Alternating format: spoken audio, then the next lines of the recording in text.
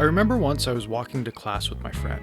Usually after class, we'd go to the gym together, but today I had therapy, so I wouldn't be able to go. And when I told her this, she said, "Why? What's wrong with you?"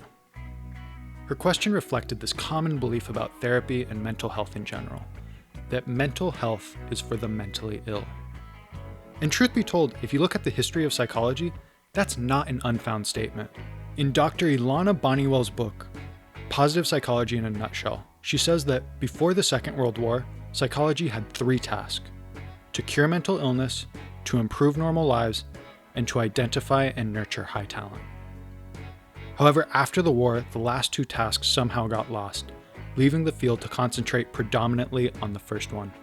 Given that psychology as a science depends heavily on the funding of government bodies, it is not hard to assume what happened to the resources after the war. Understandably, facing a crisis on such an enormous scale, all available resources were poured into learning about and the treatment of psychological illness and psychopathology. This is how psychology as a field learned to operate within the disease model. That's not to say that that was the wrong thing to do. There was a very real and immediate need to help people who were suffering from mental illness. It frankly would have been irresponsible not to deal with the human suffering on that scale. All those GIs, all those refugees, all those people who had lost everything in the war were left with unbelievably deep mental wounds. And the resources that were put into the study and treatment of mental illness really paid off. She goes on to say that the victories of the disease model, which are, for example, that 14 previously incurable mental illnesses, including depression, personality disorders, and anxiety attacks, can now be successfully treated. However, the cost of adopting this disease model included the negative view of psychologists as victimologists and pathologizers. We spent all this time thinking about the mentally ill. We forgot about people who aren't necessarily mentally ill, but aren't mentally thriving either. People who feel confused or lost or apathetic. People who feel that they could be better partners, better friends, better people. How do those people thrive? This is exactly what positive psychology studies. It's the science of positive aspects of human life, such as happiness, well-being, and flourishing. It was founded by a psychologist and professor out of the University of Pennsylvania named Martin Seligman.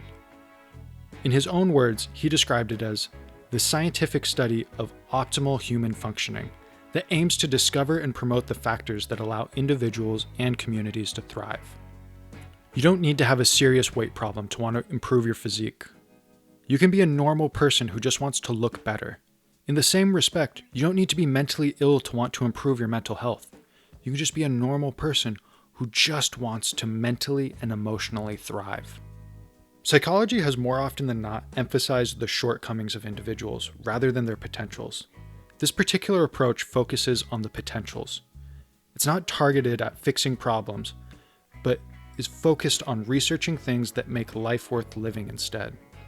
In short, positive psychology is concerned not with how to transform, for example, -8 to -2, but how to bring +2 to +8. While this channel won't be exclusively from the school of thought of positive psychology, it'll pull from its ideas heavily. This is downright the most enlightening information I've come across.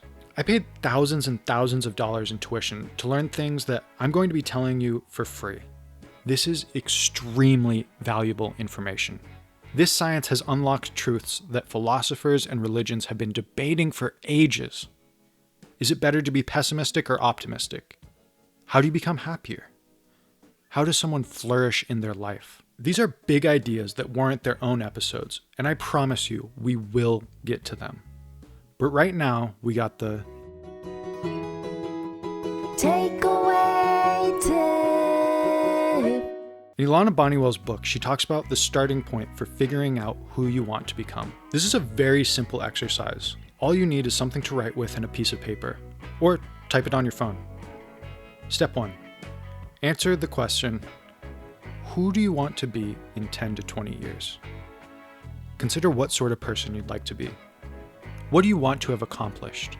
What do you want your life to look like? Step 2. For every aspect of your life that you wrote down, Give me one practical step you could take to make that into a reality.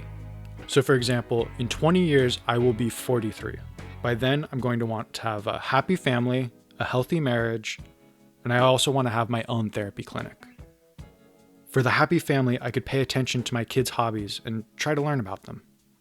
For a healthy marriage, I could make it a priority to have a weekly date night to keep the romance alive.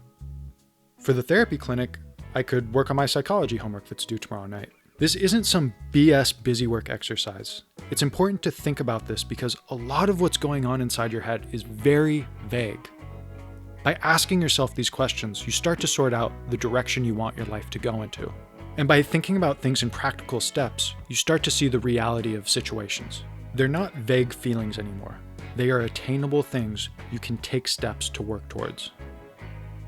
Positive psychology is the study of how to live a well-lived life.